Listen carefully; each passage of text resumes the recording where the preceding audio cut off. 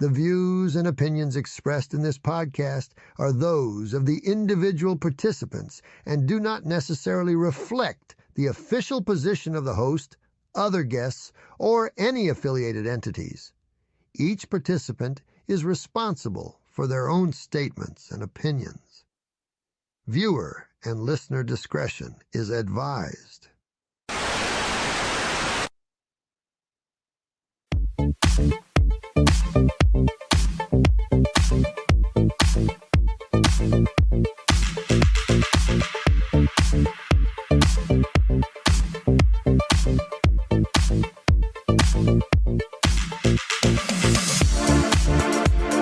Hola, mi enchada! Welcome to another edition of High Trust, Low Context, episode 11, Earning Your Stripes. I'm your host, El Chaco, and I've got with me another awesome guest. He is a former WWF referee, former pro wrestler, road agent, media liaison, an overall 46-year veteran of the pro wrestling business, and this year's 2023 Cauliflower Alley Club Referee Award recipient, and the best darn referee I have ever worked with. He's none other than the legend, Kevin Jefferies. Welcome to High Trust, Low Context.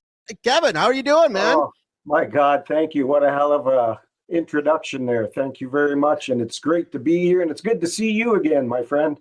Yeah, it's been a few years. I mean, we were just saying off air, I think the last time we worked together was in 2016. And that was when I was, we were both working at All-Star Wrestling in Vancouver doing shows out of Cloverdale. Wonderful venue. Love that venue. And I was at the time, I was managing Adam Ryder and Moondog Manson. I was doing my Dynasty North version. And that's the first place you met me. And I remember we were doing some talking in the back there, and you were coming over to, make sure your position, and Adam Ryder stepped in between and says, hey, because Adam could see him and says, excuse me, I've been around. I'll know when to be there, when not to be there, pal. And it worked out absolutely, man. And you're just an amazing person to have around. Oh, it was a blast. I've said about you before. See, because in the intro, we had a lot of Luchando stuff going on. And when we were running Luchando down here in Paraguay, we had to train most of our staff on right from scratch. So all of our referees were total newbies to the whole thing. So every single match I was doing, I had to be sure, and I had to translate it. I had to kind of go over it with them in Spanish, then go over it with my English-speaking guys in English. It was just a big rigmarole for every single match. And they got it over time. And so that kind of carried up with me when I moved up to back up to Canada. And I get there. And I mean, we had some kids that were working there as referees too. And so I hadn't met you yet. I didn't know you yet. And so, I was just in automatic Chaco mode, going in like, okay, telling, exactly.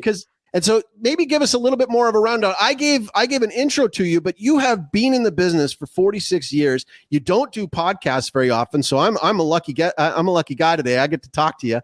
And actually, you're my very first. I've been asked. It's funny. A good dear friend of mine, Ron Hutchison, out Eastern Canada. A lot of people know Ron Hutchison, trained Edge, Christian, many of those. Ron and I are both the same way. We've been asked to do podcasts left, right, and center. Well, if you take us to the red zone and drink some beers or something like that, maybe we do a podcast for you. But it's just so you get to be my first, and it's good to have someone that I know. Anyways, that's. I'll go easy on you. Well, let's see here. Like when you're a 46-year veteran of the business. How did you get started in wrestling, Kevin? I loved it since I was a little kid. I remember watching All-Star Wrestling out of Vancouver, which was owned by Sandor Kovacs, Gene Kiniski at the time.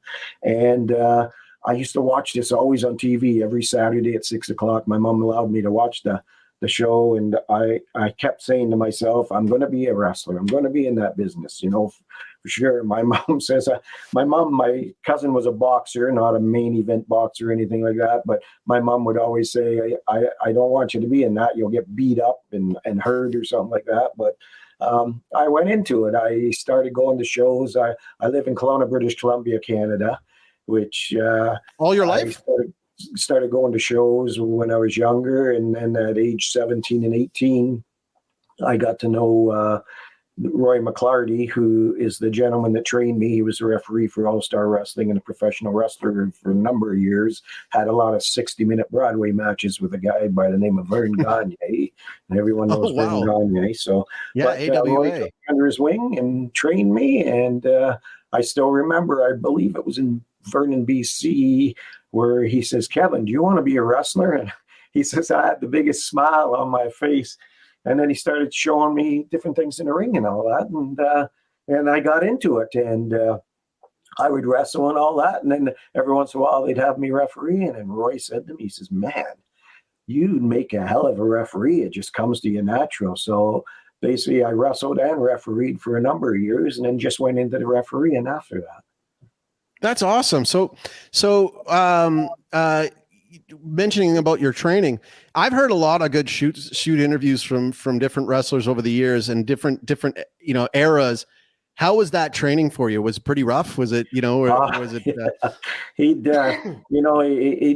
it was disciplined training, but you learn from it, And he'd get you so, like, I remember times in the ring, Roy would get me so uptight, and I just wanted to punch him in the freaking face, And he would stop me and say, "Okay, that's it, hit the showers," or something like that.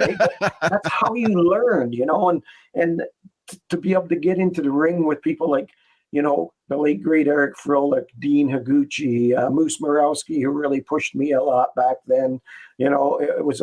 It was a lot of fun, I tell you a story that was also in Vernon, is the outlaw Bobby Bass, badass Bobby Bass. I've met him. The late great Wild Don Waite. They were the Canadian Tag Team Champions. Well, I was in the ring banging around in the afternoon, and I didn't realize they were up in the bleachers sleeping. And I was taking backdrops and doing drop kicks and everything. And I guess I took this one backdrop, and it woke those guys up, and they sat up. And this Bobby Bass is yelling, "Get that kid out of the ring. He's showing me up, for Christ's sakes."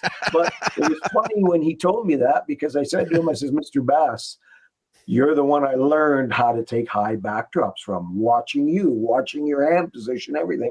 And so it was kind of an honor, but he's just going like, "Come on, man, you're outdoing me," See, he's funny. It was tough back then to learn. I mean, the wrestling schools are a little different nowadays and all that. And, we were taught discipline out in wrestling. I got a Bobby Bass story. So was it Bobby Bass that used to come to the ASW shows? It was a Bass, right? Was it Outlaw Bobby Bass? He came, he got an award there at All-Star Wrestling. That's right. Yeah.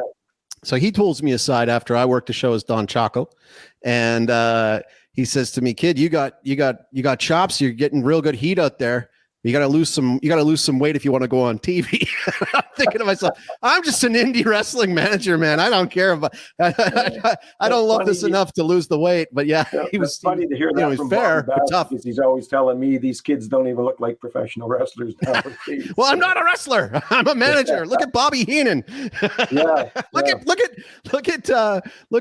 Paul Heyman. It's not exactly the slender spot, but So you got into it. You started as a wrestler. You moved over into being a referee. And for those of you who are just listening to the show and not watching it, behind him, he's got a photo of him back in the good old days, working in the Golden area. You are the referee. I could see Hacksaw Jim Duggan, and is he pummeling on Sergeant Slaughter? Sergeant Slaughter, and I think the manager Adlan Al Cassi is on the outside of the ring there, the Iron Sheik, or whatever, on the outside of the ring. Yeah. So walk me through, how did you get the call up? How did you get your first business in the Fed? Well, first of all, I started with All-Star Wrestling, and when I started with All-Star Wrestling, there's two gentlemen out of Kamloops, British Columbia, Ron Kalmakoff and Claude Richmond. They were running Total Entertainment. At that time, they were doing all the shows in the Okanagan and up north for Sandor Kovacs and Gene Kiniski. Mm-hmm.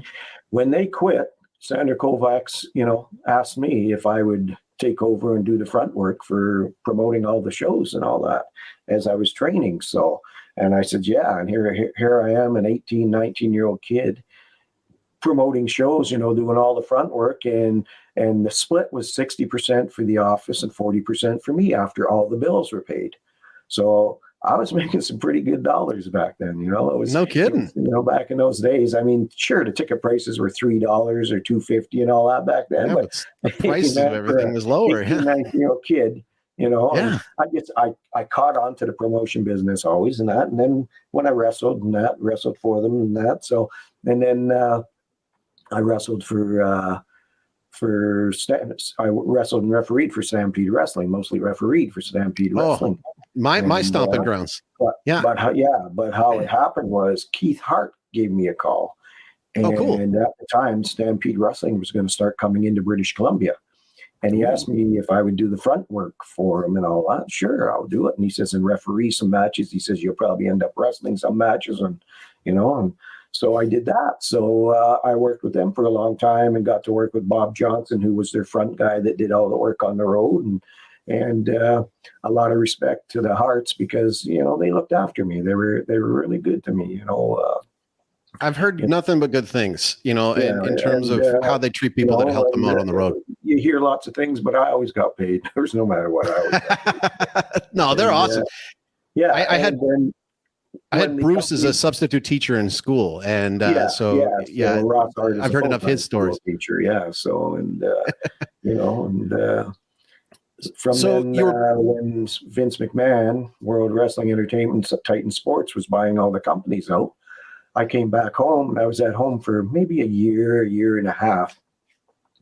And Dynamite, Tommy Billington, gave me a call and said that, they're interested in you up here and we put in a good word for you, me and Davey and all that. And at the same time, Dean Iguchi and Moose Mirowski from Vancouver had talked to the office too and says, this kid's a good referee, So I got the call up. So, and from then I came out and did matches. And then all of a sudden after, maybe 6 months, 4 months, doing 3 or 4 matches per night, I was in the dressing room and Jack Lanza, Jay Strongbow says, Hulk Hogan wants you to do his match tonight. And I go, wow. Yeah. Just was that with wow, okay. So was that with Bossman? Yeah. Was that no, I think the one that the very first one was with King Kong Bundy, I think, in Seattle, Washington. Oh, was that in the lead up? Was that in the lead up to WrestleMania 2? It could have been. My memory shoots me. 1986, maybe. Because no, because I was with them from '87 to like '93 or so. Okay, so that might have been between WrestleMania 2 and WrestleMania 3 before they put him into a program with Andre. So I got to do that, really cool. and I did a heck of a job, and it was nice to get praised by Hogan back in the dressing room, saying, "Man, your positioning was just amazing." It was great. I can believe it. There, and and I go, wow, and I got to thank the late great Dave Hepner for something like that. Like Dave helped me along a lot. Another fellow Canadian former referee for WWF that was there a long time, Jimmy Cardenas I watched him all the time. Jimmy and I became good friends and all that, and I worked with Jay Strongbow's, Gorilla Monsoon's son. The late Joey Morella a lot. Joey Morella was his son. I didn't know that. Yeah. And I used to, Gorilla used to say to me, look after my kid on the road. Well, it was basically Joey looked after me on the road, so but we had some good times. So that's how it led. Let's back it up again there for a second there. So tell me about the very first night you're working for your first time that you're walking in to do a show with the WWF. Your very first time. Walk me through that experience. Who meets you, greets you, who walks you through it? How does that go? Because it's probably a lot different than an indie wrestler. Pat Patterson and Gorilla Monsoon. They were the ones on the road. So, was Pat Patterson? He was the booking. He was booking at that point. Booking it. Right? Well, at the beginning they were the road agents too. Him and Gorilla Monsoon were the first two that I ever worked with on the road as road agents and all that, looking after it. So, and do you remember who your first match was? You know what? I can't. You'd have to That's okay. Give Vance Nevada a call because he could. Vance, he's the historian. So, I want to interview Vance eventually. Yeah, I could set that up for you easy. So awesome. Yeah, Okay, but okay, so how about the Hulk story then? So you get told you're going to do Hulk's I'll tell you match. the Pat Patterson story in that too. So Sure. because it was really interesting, and when we were in Vancouver, I flew in for the show. They fly in, fly out, and all that. Came in for the show and introduced myself to them in the dressing room and all that. And it was at the Pacific Coliseum, and after my second match, Pat Patterson came over to me. He says, "What are you doing tomorrow?" And I go, "Well, I go back home. This is the first show. They're just, looking at me and all that." He says, "Would you do California with us?" And I go, "What?" He says, "Yeah." So they got me an airline ticket the next day. He says, meet me in the airport the next morning and all that. Got me an airline ticket. I went down, did 3 house shows in California and all that. And after that, he says, "We'll be in touch with you." And next thing you know, a few days later, FedEx right away is my check. And they were right on it. Yeah, that's and really cool. They gave me an extra bit of money in Vancouver, because I just came down there, a suitcase and nothing else and all that. So they give you a per diem, a couple $100 American, just to hail me over until then. And when I got my check, and they said that, and it was on the check, and they didn't take it off. And he says, "That's what we call a bonus." He says, "We're just making up the schedule for the next month and all that." So that was good. That's why I've always had for Pat Patterson and Gorilla Monsoon, cool. They were great. So that's, it was that's cool. Very cool. No, actually, I'm going to ask you about my first match. Crossing. I was really, really nervous. I kid you not, I probably went to the bathroom about 30, 40 times, putting the finish in my head over and over again. So, but it I guess because I had done it so much already with Stampede and all that, it came natural. Yeah. But when you go to a new company and you go into this conglomerate company that's national everywhere, you're going to be nervous, Ohio. So, absolutely. From then on, I was a happy camper. So they fly you out from Vancouver. You've just basically got the one bag on you. They fly you down to California, and I've worked a show. So I went down. I've done cross-border shows in Portland, and I was told, so this was in 2015. And I was told, be very careful when you're crossing the border, because they get real anxious about whether you're working or not, and you got a work visa. Might have been a different time then, but was there anything like that during your first flight down there about never had a working in the U.S.? Across the border, because I lived in Idaho and wrestled down in Idaho before, and I had stuff, I had been down lots of times. I lived there with Ed Moretti and that for several months. Okay. For Diamond Belt so no problems there. Gone through all the rigmarole and that. So, and actually Terry Garvin, who worked in the office, his brother actually worked at the American Customs at Blaine, Washington. So if I had a problem, he always, helped you out. He always, said hi and bye. So your tryout run with the WWF goes swimmingly. You get the confidence. You get flown down to California. You go and do more than one show. Yeah. And from how long from that point to you getting the call from Hogan to that he wants you, the champ. It was he wants you to work the 6 months after I was doing matches for them already. Then it was either 4 to 6 months after. Then all of a sudden in the dressing room, like I say, Lanza and Jay Strongbow says Hogan would like you to do his match tonight. So that was cool. So, and then Joey Marella, he stepped aside for me to do it, and I was happy. So him and Dave Hepner were on the road with me at that time. Awesome. I think the biggest influence was from the late great Dave Hepner. We got along. Oh, he was a legend. Yeah.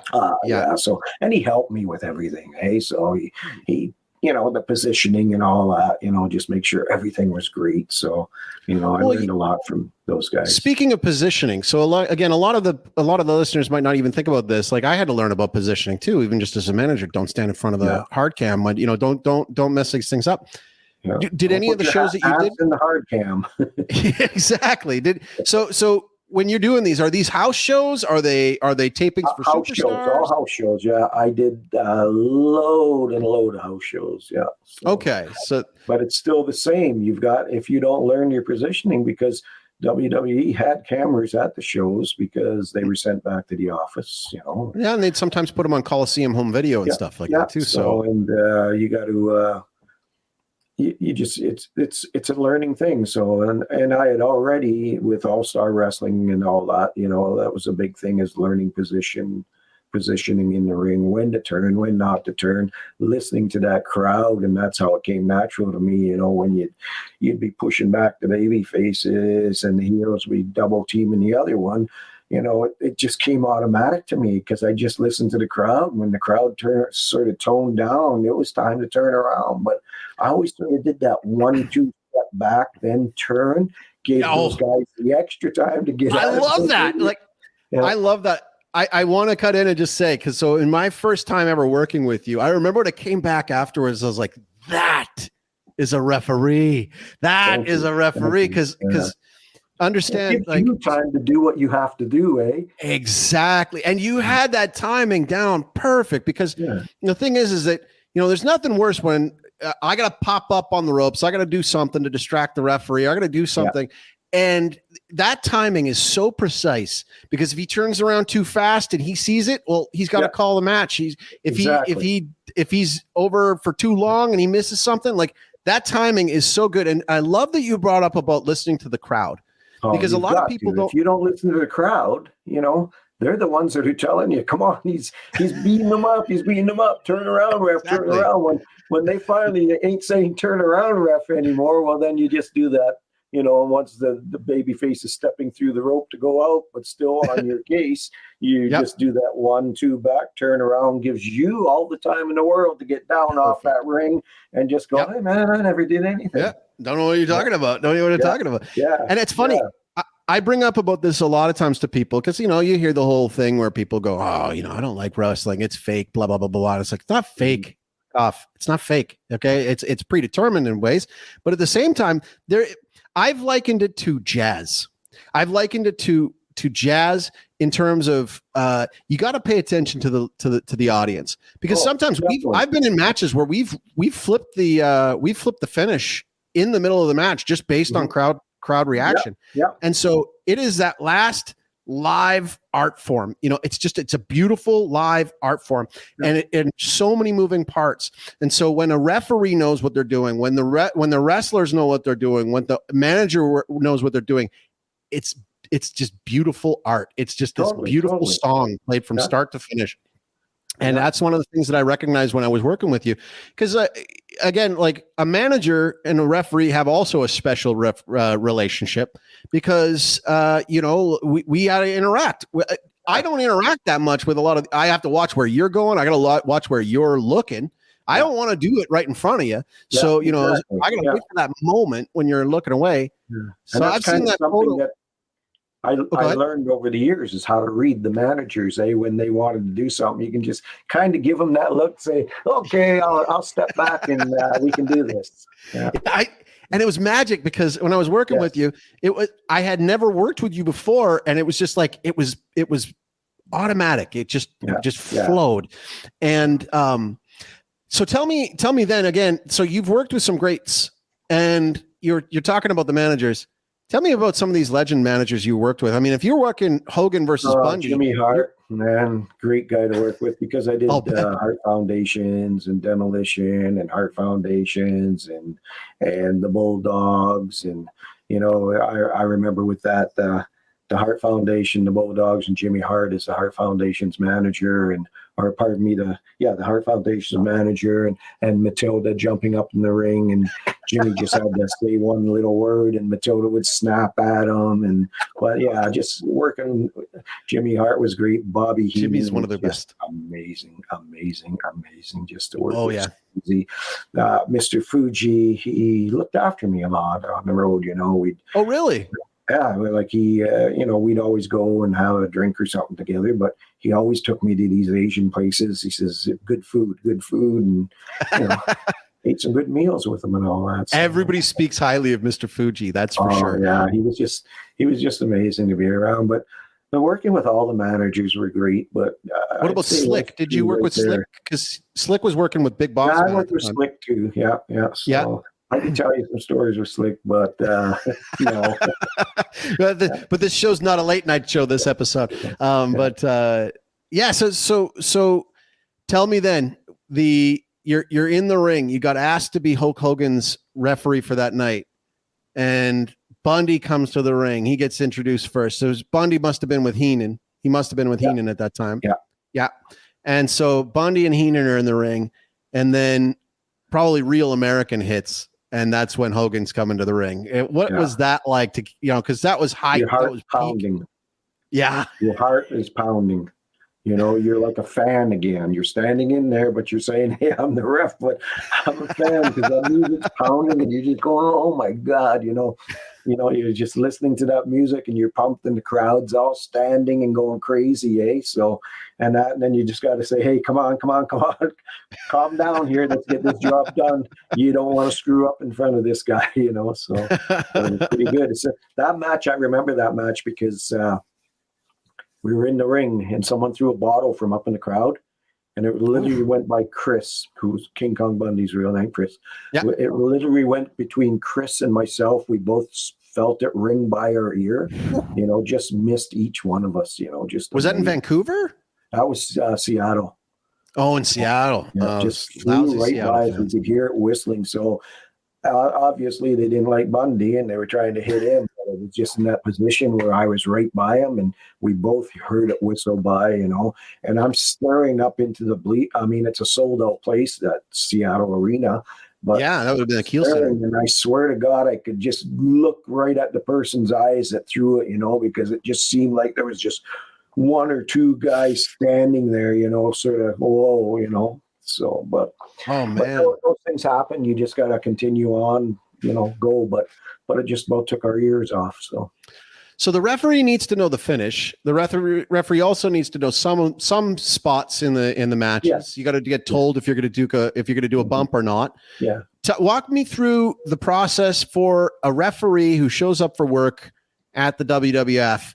Does he meet with the wrestlers or does he only meet with the agent? How does that work? Road agent comes to you first. The road agent comes to you and says, hey, KJ, you're doing 1, 4, and 7 or something tonight. Get with the guys and see what they're doing. So then I go to the guys and get with them and see what needs to be done. Am I involved in a certain way or a certain angle or anything? Or is it just plain Jane? They don't have to give me the whole match because if I'm not, the only thing I have to be involved in is, certain things. If something's going to happen and all that, and just know the finish. And we just do it like that. So, and then the road agent, like Jay Strongbow or Lanza used to come to me, you got your matches, and I would run it through, say, this is what they're doing.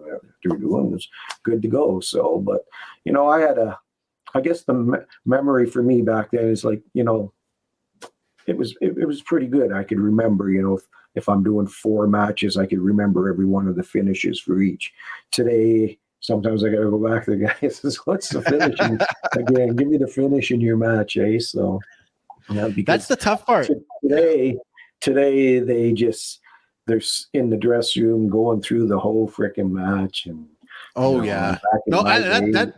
that was something that was new to me. In the ring, Yeah, I used to show up and be like, okay, where's the finish? And do you have any spots where I'm interfering? What do you want me to do? Otherwise, I'm watching and I'm looking at my guy. A lot of times I would say to my guy, okay, hey man, if you need a rest hold, if you need to get the heat, take a rest hold, start a choke hold, and that's when I will go and do my thing. I'll read off of you. And but when it comes to these planning and these matches, a lot of these ones now, like I remember when I've shown up for a few matches and the guy hands me a script and I'm like, what are you doing? Get this out of here. Paid to do this movie or yeah, exactly. It's like, I'm not getting paid to do a commercial here, buddy. And it's funny because again, you got to read the room. And it's interesting that you say to me, coming in and they say you're working 1, 4, and 7. When I go back and I watch WrestleMania 3, which is my personal favorite WrestleMania of all time, I watch and I look at Jimmy Hart. That guy worked his butt off that night. I think he came up for 3 or 4 matches. Yeah. It was crazy. Like Heenan was only really there. I spent some time with him at the CACs this year again. He's just amazing to be around. So Oh, he's somebody. He's on my list of people I really want to meet. He influenced me quite a bit. To the Cauliflower Alley Club, you'll meet him. One of these days, I'll fly up there. Now, it's funny because I don't know if you remember this, but when I would work with you, I'd scream a lot. That's my gimmick. You know, I would blow out my voice every single show I would work. And I used to say all the time, I'm like, you know, darn that Jimmy Hart, you know, because he's the only one that could use that megaphone. If I come out with a megaphone, it's just completely, you know, mimicking Jimmy Hart. I can't do it. Out of respect for him, I can't do it. He lost his voice. Yeah, exactly. It's just you can't do it, man. It's hard on the old voice. So go ahead. I was going to say the one thing people don't understand is the referee has the hardest job in there. I kid you not. There's no one that works harder than. And I'm not, you know, yes, I'm a great referee. I'm a good referee. I've been around a long time, but I could make you look like $1 million, or if you don't listen, I can make you look like a piece of shit in there. So, you know, and I'd rather make you look like $1 million. So just listen when I'm talking to you, you know, if I don't think something's going the right way, change it up. So, you know, because I'm always listening to the crowd. So, well, that's what I don't like about a script, because the thing is that once you get off of the script, it's like, how do I get back onto it? Now, I'll make an exception. I just said that WrestleMania 3 was my favorite. And in WrestleMania 3, Savage Steamboat was completely like move for move scripted. The entire thing. They rehearsed it. That is the exception to the rule. That is not normal. But when it happens, I mean, that was magic. But I mean, you can't capture lightning in a bottle twice with that kind of thing. No. It's funny you bring up about the referee has the hardest job. Even from a working perspective, even just from the work side of it, when I watch a referee, just the idea that a man can get knocked unconscious, and then when he comes back to consciousness, the very first action that he does is to go back to his work and to count a 3 count. It's just it's one of my favorite things about wrestling. It's just like this little niche thing that's just perfect. Yeah. How many did you take any of those down ref bumps moments in the WWF? Yeah, I took quite a few bumps in the WWF. I think the first one I took was in Portland, Oregon. They asked me to get tossed through the ropes, and I landed so amazingly, you know, because I wrestled too. So yeah. But I always said, as a referee, don't take the bump like a wrestler, because you're not supposed to be a wrestler, right? That's so I right. went through the ropes pretty stupid and all that, and then take the bump on the floor. And when I got back in the dressing room, I think it was Tony Gurria, and it could have been Jay Strom, or it might have been from Eastern Canada there anyway. So they said, "Are you okay? Are you okay?"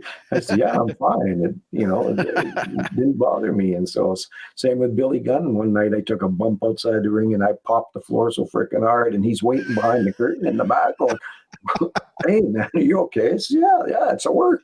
It's a work, eh? But that one in Portland, after I did that one in Portland, they had me do a few more and all that, because they knew that I knew how to bump, eh?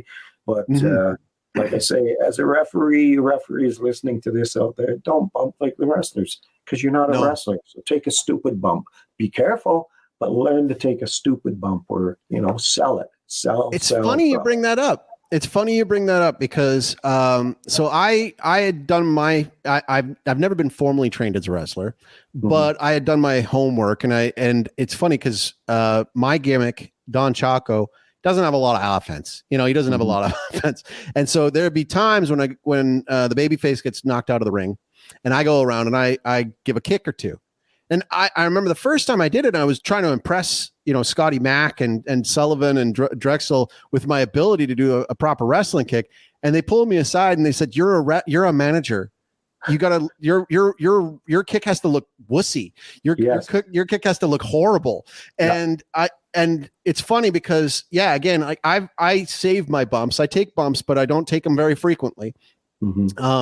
Because I feel like, you know, if the manager bumps all the time, it loses that mystique. So if you save it for the right moment, you can get a pop that's bigger than anything if it's saved properly. And thankfully, you know, again, going to Jimmy Hart, I have learned, well, not even just Jimmy Hart. This is a JJ Dillon thing. The rope bump has been a lifesaver for me. So, I come up and I'm yelling and, I'm doing what I think, and I get smoked. And the beautiful thing is I can fall and it can look ridiculous and horrible, but thanks to that rope, as I'm grabbing it on the way down, I'm not going to get pummeled so bad.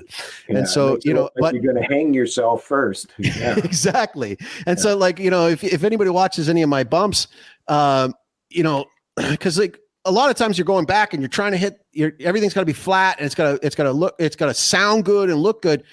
When I take a bump because I'm wearing a suit jacket and all this kind of stuff, it looks ridiculous. If a lot of times when I'm doing it, I'm trying to make it look even more ridiculous. So I have the glasses, I have a wide brim hat on, and so if I take a bump from somebody, I explode like a chicken, boom, like everything goes everything. Yeah, and it looks good. It does. It looks great. Good. That's why I don't do it very frequently. Because I don't want people to ask for it. So tell me about some of these legends that you got a chance to work with. Tell me what they were like. Were they kind to you? You brought up Mr. Fuji. I worked with so many of them, and I got along with them all. So, when you're up in that office, there's 200, 400 people working. Of course, you're not going to get along with all of them, but business is business, pleasure is pleasure. But I just went in, did my job, and and I was happy, and I never had a problem really with any of them. So, and that's sort of the way I've been. When I was in there, I was all ears all the time, always listening, and that's how you learn. If you just keep your app shut and listen, and get along with all of them. What they do in their own personal life is their personal life. Who cares? As long as you come to work and you do your job, it's amazing. So, but you got Jim Duggan in the background in that photo. I've never heard a bad thing about Jim Duggan. He's one of the good guys. He's a baby face through and through. He always smiles outside the ring. Another one that I got a chance to work with was George the Animal Steele, the leaguer. He was my first favorite wrestler. And there's another one. I got a story on him. He'd always wrap the microphone cord around me, eh? And, because that was when he was working heel? Yeah, he was working heel. Even if he worked baby, he'd do crazy things like that, and chase you or something like that. So it was actually Portland, Oregon, and Portland was always fun for me. But again, I figured I'm going to get him. I think he was against Honky Tonk that night. So that would have been awesome too.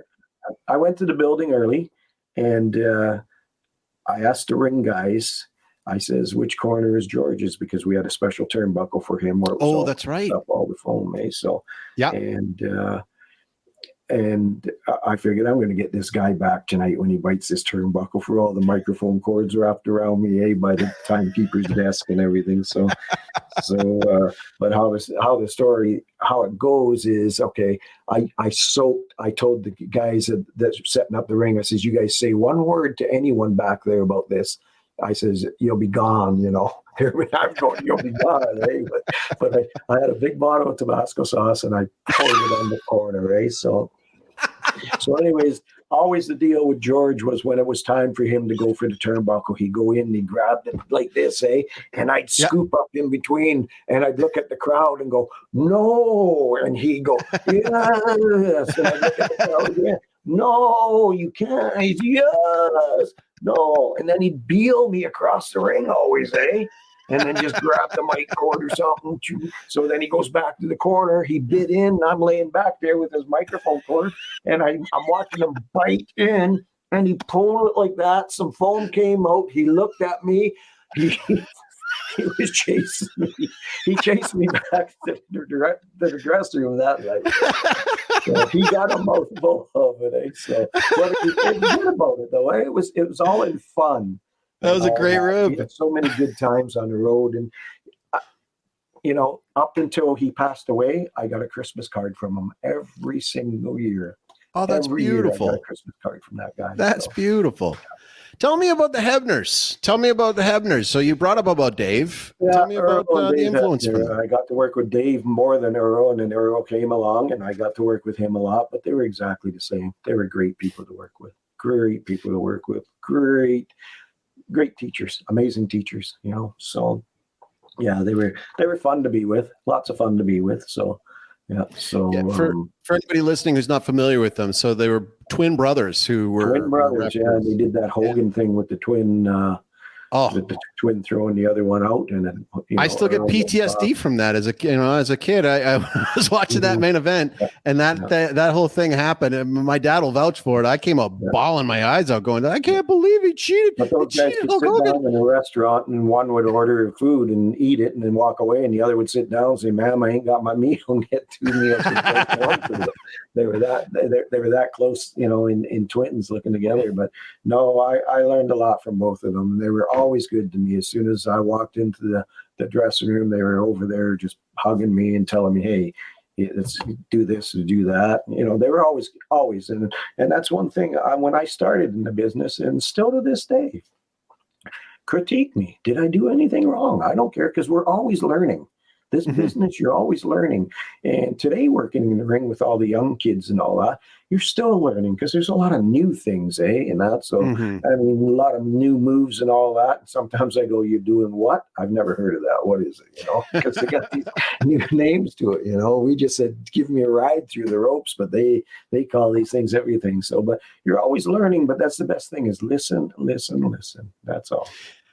You and I have also another thing in common. So you and I worked for All Star Wrestling together, but you and I have also worked a lot with our favorite midget wrestlers. So you've worked with Short Sleeve Samson quite a bit, and he's a class act. Love the guy. Yeah, he sure is. Did you? We interviewed Lil Fabio earlier. Did you ever work with Lil Fabio? Yes, I did. Yes, I worked with Chris a lot. So yeah, he's fantastic. God bless him. You know, he's in a wheelchair now, and you know, but I love him. Chris, if you're ever watching this, man, I love you, kid. I got a chance to work with a lot of the midgets back in the day too. Lord Littlebrooks, Cowboy Lang, Little Tokyo, and we traveled a lot. Billy the Kid. So many of them. We traveled always on the road. I drove a lot in Idaho. Cowboy Lang and Little Tokyo stayed with me and Ed Moretti on the road down there, and I drove with those guys a lot. And it was Tokyo and Cowboy Lang that did a lot of the finishes for the matches, And, really? Yeah, we taught the finishes for the high spots and all that sort of thing, So we got to do a lot of that. So, and it was a lot of fun. And then up in WWF, when they came up there, I was refereeing their matches too on the road. And it was great. And then it's funny, because I was coming down for a booking in Vancouver years later for Michelle Starr and Nathan Burke, you know, for All Star Wrestling. 2 amazing guys that I love dearly. Their families too. And I remember Kyle Sebastian, who lived up here in Kelowna at the time. He says, "Hey, the midgets are going to be there." And he said, Short Sleeve Samson and Mike Reed were coming in. Prince Akeem. I managed him. Yeah, I managed him. To work with a lot too, which was cool. So yeah. But anyways, when I came into Cloverdale, and Kyle says, "You should do his match," and I says, "Well, that's up to the booker, the promoter to do." Which, you know, with me at that time, it wasn't Star would always ask me, "What do you want to do?" So, and Star came to me. He says, "Will you do the midgets match?" I says, "Of course." So I met with the 2 of them, right there, got to meet them, and it was nice, because Short Sleeve said, "I've heard nothing but good things about you." And I go, "Man," and Short Sleeve and I are dear friends, great friends. You know, same with Mike Reed. I was just talking to Mike Reed about a week ago or so again. So he's both of them. And I got a chance to work with them again, and we had so much fun. And Short Sleeve doesn't want to do too many of the high spots, because you know, it's a little people, big person. Hey, little people, big people are nowadays the same in the world, So yeah, but just amazing to work with them. Had a lot of fun. So and did a few of Short Sleeve's midget wrestling warrior shows, and when he was they're around, great company to work with. He's doing pay well too. So, yeah, yeah. You I've seen clips of you doing a midget wrestling match with Short Sleeve, and I love the spot where the kick out of a pin, and they pops up, lift them up into your arms. Yeah, and then you throw them back up. Oh my God, 1, 2, yeah. So yeah, that's good. And boy, you got to be positioned right, for that. Yes, you do. Yes, you do. you're lifting 100 some odd pound kid, hey? So you don't have your arms under right to give that extra push. It doesn't work. And I've seen referees grab the guy and just bloop, drop him right there. And I go, oh my God. So, yeah. So it actually at the Cauliflower Alley Club one year, they were doing that spot, And that's a great spot. And they did it, and the referee just couldn't lift the guy. And I go, oh my God, I should have done the match for you, So, oh man, positioning is everything too, because like and you got to know when it's time, And that's the thing. Yep. So, speaking of All-Star Wrestling, Michelle Starr was a special referee one night. And he came back to the dressing room and he goes, oh my God, Kevin Jefferies, how the heck do you do this? He says, I can't do what you do. And I says, now you understand why I want more money. It's true, man. It's true. Promoters, pay your referee their worth because they're doing more than everyone else. I don't care what you say. Well, and a bad referee will cost you. Matches, pay him for it. Come on, Yeah, it's hard working. A bad ref will cost you too. They will absolutely cost you. A bad ref will botch it. I've seen it so many times, and I just don't say a word. I just go, No, it's unfortunate, I've definitely worked. I won't say who. I've worked with good, and I've worked with mediocre, and I've worked with the Driz, and so have I. Yeah. And when I've worked with, I'm one to speak up. I'll go to the promoter and say, "Where'd you get that person from?" He'll kill your town, man. He'll kill your town. Well, and that's the thing too. Is like I've seen one of the most unfortunate trends that I've seen recently. Again, not naming names, but one of the things that has been an unfortunate trend I've seen from the business right now is referees going into business for themselves. Really going into business for themselves. And I'm thinking to myself, first off, okay, don't go challenging the wrestlers. These are the most dangerous men in the world. So don't get up in their face too much. I mean, you're the authority and that's fair, but don't go tough guy on them because you should still have a little bit of fear when you're going in against these guys who are supposed to be the toughest guys in the world. Secondly, I mean, again, I want to watch. A good referee is so good that I don't quite notice him. And that's, Thank you very much. Yeah, I don't quite notice them. You're talking about things like positioning. You got to lock up. You're going in between. You got to keep that guy from going out of the ropes. There's a whole rule book of wrestling that most people don't even know. And but a referee that knows their job knows those rules, and those rules are there for a reason. Those rules are there to keep the flow of a match going. If we just completely step all over those rules, and I don't like it when wrestlers totally negate the whole 10 count. It's not with me. You're making us all look bad. I'll ring the bell. Yeah, exactly. If your shoulders at least get counting into it. 3. I don't care, and I've done it so many times, and I don't care. You're not going to make me look like an idiot in there. So no, you got to save the business. Kind of smart nowadays. So, exactly. But when you get back to the referees taking over, James Beard, myself. Do you know James Beard? Have you met James? He's a legendary referee out of Texas, Natty, booked in Japan. He's been all over and all that. So, and is he noticing the same thing? We're in the same category as the referees today are putting themselves over. They want the limelight. I mean, they're making T-shirts up. They're selling photos and everything. Yeah. And if you watch any of my matches, I am hardly in any pictures in my matches. I stay out of the way. It's all about the guys or it's all about the ladies in the ring.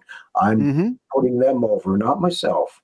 I'm not there to put myself over. If there's a spot that they need me to be in, I'll be in that spot. But it's all about them. And I'm old school on that. And you kind of learn the new school. But like, take, for instance, I was just up in Prince George here. Vance, Nevada had me up there with the Mauler and all that, doing a special 2-night show and all that, and they were saying you should have had some of your pictures of you and Hulk Hogan. You could have sold them, but I've never thought of that. I says it's about the guys selling their merch and making their money to grab their food for the night or something like that. But today's their referees are getting right in the picture right away and trying to be the hot shot in there and promoting themselves on the shows. I've really never, ever been promoted on a show until this last weekend in Prince George. were kind enough. I saw the ad for pictures that. of me and Hogan, and a new picture of me saying coming up to be a special referee for the championship match and all that.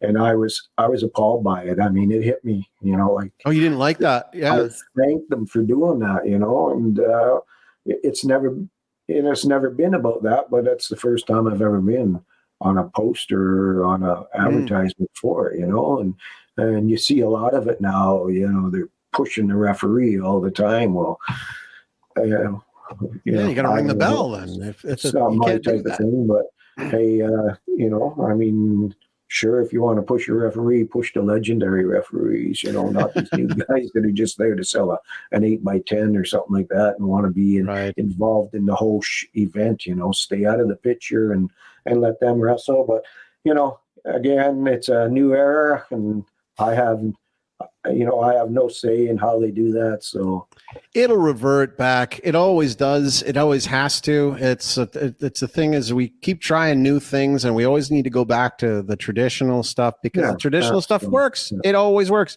So when you're watching these matches and you're I know you easily can give a lot of good advice to other referees, but do you give a lot of advice to workers coming up and maybe suggestions on things afterwards? Do they listen to you good? I spend lots of times. I mean, I spent a lot of time with Kyle Sebastian, Colin Cutner, Adam Ryder. They always came to me and say, what do you think about this? You think about this? And, there's been the odd time where I said, no, this doesn't, that doesn't make sense and all that. But those kids were so smart to the business. They knew the business. They knew how to perform and all that. But I get a lot of the kids today too, like, Sean Gaston, who's with Thrash Wrestling. He's a champion right now. Braden Goss, another amazing young guy that Vance Nevada has spent a lot of time with, and I spend a lot of time. So much respect for these kids. So, and I was just with two young kids this past weekend up in Prince George. I got to meet him. Wes Parker, a young fella out of Prince George. He goes as the prospector, and oh my God, this guy, I guess he asked Vance Nevada if I would do his match, but it's funny because Vance says, which match you want to do? And I said, I'll do this guy's match. And he said, it's funny that he wants you to, so I was happy to do it for him. A great guy. And then a fella out of Ottawa, London Bernard, he's 19 years old. And my God, I'm telling you, Chaco, this guy, psychology in his head, it's just amazing. And today I just endorsed him on my site. I just says to promoters, cool. I said, these two young guys could work anywhere. They're just amazing. Telling those promoters everywhere, give them a chance because they love the business and they know the psychology of the business. They know what makes sense and what doesn't make sense. And it's been a long time since I've been with a couple young guys that have done that. So, and outside the ring, they were just amazing, respectful, fun to be around. So, yeah. So I love working with them. When was our last match together? Was our last match together the triple threat match with Lush and Ryder and Tommy Dreamer? It was, yeah. I believe it was, yes. Yeah. Oh, no. We did the comeback match. And it was best 2 out of 3 falls with Ryder and Lush. And I got myself kicked out. You kicked me out, and then I came back and cost him the second one too. So yeah, I remember that one. That because that was like you out. It was the first time I ever got kicked out of a match, and I hold it against you. But I really always enjoyed working with you. I've always enjoyed you're such a positive person. I really like watching, one of the things that I like is on Facebook, when I see a picture of you come up, and a lot of times you like to do in your spare time, you like to go hiking a lot, it seems. You're a healthy guy. All the time. Yeah. I love being outdoors like that. So I'm not a camper, but I enjoy going hiking on a daily hike somewhere. I really enjoy it. I still out there getting my exercise. I'm still in the ring today, and I'll keep going as long as I can. So I enjoy it. So you're good at it, man. I enjoy doing it, and I love working with the young kids coming up today too. If they come to me and ask me if I would watch their match, of course I'm going to watch it and I'm going to critique them. But just remember that I care for you, and that's the reason I'm critiquing you and giving you shit for doing something that you shouldn't be doing. But that's how you learn, and that's how I learned in this business too. Listen and learn, listen and learn. So whether it's a new guy that, like a lot of these kids can teach me a lot of things too, that I don't know about today, which is good, but I listen, and I learn too. Well, this has been a blast, Kevin. I really am glad that you agreed to do my show. I know that again, you're a tough one to pin down for these kind of things. So I feel honored that you came on and did the show with me. And if you ever want to get a real hike in, take a flight down here to Paraguay. We'll get you to work some matches down here. Oh, yeah. So, we'll talk to the promoter, see what the flights are, and exactly. I heard you got to get a per diem and a bonus if I got to keep up with Titan Sports. But I love it, Kevin. Thank you so much for coming on. Thank you for having me, man. It was great to talk to you again. Just amazing. Love you, brother. All right. Well, this has been another episode of High Trust, Low Context. Thank you for joining us. I'm El Chaco signing off. Viva Cristo Rey.